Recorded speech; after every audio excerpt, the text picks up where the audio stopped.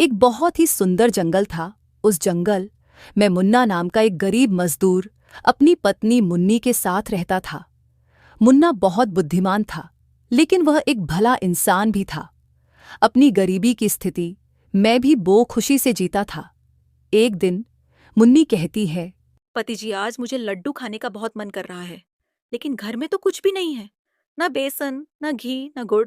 पत्नी जी, बस इतनी सी बात में मजार जाता हूँ और सभी चीजें लेकर आता हूँ। ऐसा कहकर वह घर से बाहर निकल गया और चलते चलते सोचने लगा।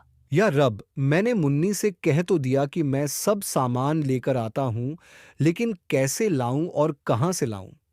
मेरी जेब में तो 1 रुपया भी नहीं है। वह अपने दोस्त टुन्नू के पास जाने का विचार करता है। क्या पता वो मुझे कुछ पैसे उधार दे दे। यह सोचकर वह टुन्नू के घर की ओर उड़ पड़ा। अरे मुन्ना, तुम आ गए। बताओ कैसे हो? मुन्ना ने कहा। भाई, मैं तो ठीक हूँ, लेकिन मुझे आज अचानक कुछ पैसों की जरूरत पड़ी है। सोचा तुमसे उधार ले लूं और बाद में वापस चुका दूंगा, इसलिए मैं तुम्हारे पास आया हूं। मुन्ना की बात सुनकर टुन्नू सोचने लगा। ये गरीब आदमी ये पैसे कैसे चुकाएगा? अगर मैं इसे कुछ भी दे दूं तो वापस मिलने की उम्मीद तो छोड़नी पड़ेगी, इसलिए मुझे कोई न कोई बहन बनाकर इसे भाग होगा। मुन्ना, तुम बड़े बुरे वक्त में आए हो। मेरी फसल की कटाई नहीं हुई है और मैं भी तुम्हारी तरह गरीब हूं। मेरे पास भी पैसे नहीं है, बस फसल पकने का इंतजार कर रहा हूं। हालांकि मेरी पत्नी का मीठा खाने का मन है, लेकिन मेरे पास कुछ नहीं है। अरे भाई, मुझे माफ करना। मुझे नहीं पता था कि तुम्हारी हालत भी ऐसी है। मैंने यहां आकर तुम्हें तकलीफ दी। तभी टुन्नू की पत्नी ने आवाज दी। अरे सुनिए टुन्नू जी, जलेबी बनकर तैयार है, ठंडी होने से पहले खा लीजिए। घर से आती आवाज सुनकर टुन्नू थोड़ा घबरा गया, लेकिन उसने सब संभालते हुए कहा। अच्छा मुन्ना, लगता है मेरी पत्नी ने रोटी बना ली है। शायद पेट भरने लायक भी ना हो, लेकिन आधे पेट खाकर सब्र करना पड़ेगा। क्या करें, मजबूरी है। परेशान मत हो भाई, एक दिन हमारे भी अच्छे दिन आएंगे। चलो, तुम रोटी खाओ, वरना वो ठंडी हो जाएगी। मुन्ना वहां से चला जाता है, लेकिन थोड़ी दूर चलने के बाद उसे यह समझ में आता है कि टुन्नू उसे कुछ नहीं देना चाहता था। उसकी पत्नी ने जलेबी बनाई थी। मुन्ना परेशान हो जाता है, अब मुझे पैसे कौन देगा? क्योंकि मुन्ना को अपनी पत्नी की इच्छा की बड़ी चिंता थी। उड़ते उड़ते उसकी नज़र एक हवेली पर पड़ती है, जहां शानदार सजावट की गई थी। वहां लड़की की शादी होने वाली थी और पूरे गांव में खाने का आयोजन हो रहा था। अरे, खाना तो कल है, लेकिन मेरी पत्नी की इच्छा आज लड्डू खाने की है। क्या करूं? ये सोचते हुए मुन्ना ने कोई तरकीब सोच ली। वह बाजार की ओर उड़ पड़ा और एक बेसन के व्यापारी के पास पहुंचा। आदाब सेठ जी, आपके गोदाम में बेसन की कितनी बोरियां होंगी? आदाब भाई, तुम कहाँ से आए हो? मैं राजा के यहाँ से आया हूँ। उनकी लड़की की शादी हो रही है, इसलिए जंगल के खाने का आयोजन करना चाहते हैं। ठीक है भाई, राजा जी को हमारी तरफ से बधाई देना। हाँ, कितनी बोरियां चाहिए? मुझे नहीं पता, बस मुझे बताया गया है कि सेठ के पास पता कर लेना। देखो भाई, हमारे गोदाम में कम से कम 30 से 40 बोरियां तो पड़ी होंगी। नमूने के तौर पर मैं तुम्हें अब भी दे देता हूँ। मुन्ना ने वहां से थोड़ा बेसन लिया और फिर एक घी के व्यापारी के पास गया। आदाब सेठ जी। आदाब भाई, तुम आए कहाँ से हो? जंगल के राजा जी ने कल जंगल के खाने का आयोजन करने के लिए मुझे भेजा है। उन्होंने कहा कि नमूने के तौर पर थोड़ा घी लेते आना है।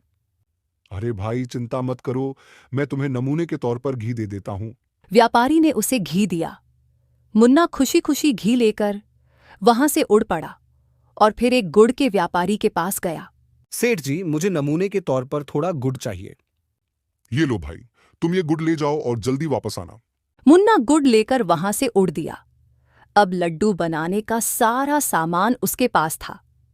शाम होने तक वह अपने घर पहुंच गया और अपनी पत्नी को सब सामान दे दिया।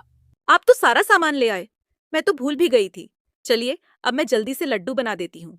फिर मुन्नी ने कुछ ही देर में लड्डू बना दिए। इसी दिन उस राज्य के चील राजा भी भेष बदलकर उस राज्य में घूम रहे थे। वह उड़ते उड़ते मुन्ना की झोपड़ी के बाहर आ जाते हैं। सुनो मुन्नी, तुमने लड्डू तो तैयार कर दिए हैं, लेकिन हम इन्हें अभी नहीं खाएंगे। क्यों जी, आप ऐसा क्यों बोल रहे हैं? मेरे दोस्त टुन्नू ने कहा था कि उसकी पत्नी का भी कुछ मीठा खाने का मन है। अगर वो यहां आ गया तो हमें ना चाहते हुए भी हमारे लड्डू में से कुछ उसे और उसकी पत्नी को देना पड़ेगा। फिर हमारी इच्छाएं पूरी नहीं होंगी। मुन्ना और मुन्नी ने अंधेरे में बैठकर लड्डू खाने का फैसला किया। उसी समय राजा चील भी झोपड़ी के अंदर आ गए और उनके साथ बैठकर लड्डू खाने लगे। चील राजा ने लड्डू खाने के बाद देखा कि मुन्ना और मुन्नी को यह नहीं पता कि कोई तीसरा आदमी उनके साथ बैठा है। राजा के लड्डू खाने से लड्डू जल्दी ही खत्म हो गए। यार रब, हमारे लड्डू इतनी जल्दी कैसे खत्म हो गए? मुन्नी ने तुरंत बल्ब जला दिया, पर मुन्ना ने देखा कि वहां एक तीसरा पक्षी भी मौजूद था। अरे भाई, तुम कौन हो? मैं तुम्हारा मेहमान हूँ। लड्डू बहुत अच्छे बने थे।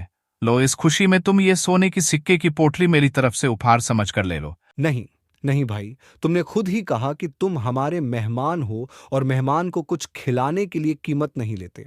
बस दुख इस बात का है कि तुमने लड्डू चुपचाप खा लिए। वो लड्डू मेरी पत्नी के लिए कम पड़ गए। मैंने बड़ी मुश्किल से लड्डू बनाने का सामान इकट्ठा किया था। चील राजा ने मुन्ना की बात सुनकर सोचा।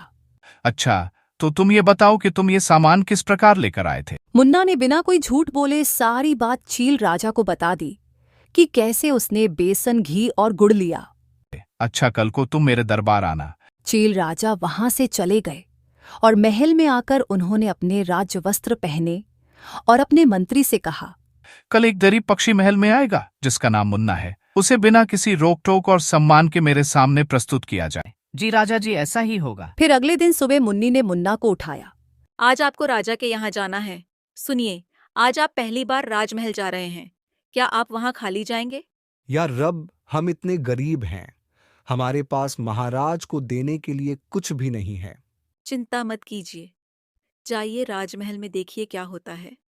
और सुनिए, उपहार देने की बात है तो परसों मैंने कुछ सूखा दाना ढूंढा था। वह दाना आपको महाराज को उपहार में देने के लिए चाहिए। मुन्ना अपनी पत्नी की बात मानकर दाना लेकर राजमहल की ओर उड़ दिया। रास्ते में उसे एक बहुत ही गरीब और परेशान पक्षी मिलता है। अरे भाई, आप तो बहुत परेशान लग रहे हो। क्या हुआ?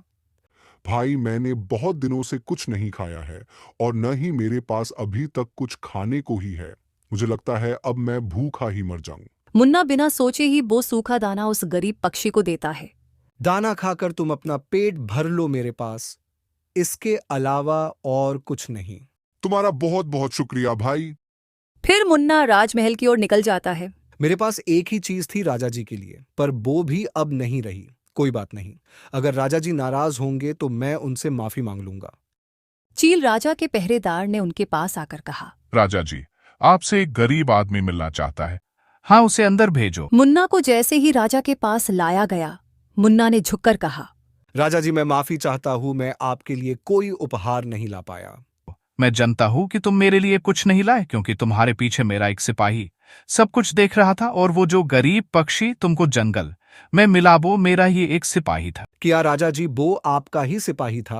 हाँ, मैं ये देखना चाहता था कि तुम किसी की मदद करते हो या नहीं, और तुमने बिना किसी चीज की फिक्र करे बिना सारा दाना उसको दे दिया। हम बहुत खुश हुए। मैं तुमको सोने से भरी बोरियां देत हूँ, जिससे कि तुम अपनी सारी जिंदगी आराम के साथ बिताओगे। मुन्ना बहुत खुश होता है और बोरियां लेकर घर आता है, और उसको उसकी ईमानदारी का फल मिल जाता है, और वो कभी गलत तरीके से मांगने से तौबा करता है। प्यारे दोस्तों, हमें हमेशा अपनी नीयत साफ रखनी चाहिए और हमेशा अच्छे काम करने चाहिए। प्यारे दोस्तों, इस कहानी को लाइक, कमेंट और चैनल को सब्सक्राइब करना बिल्कुल न भूलें। Thank you.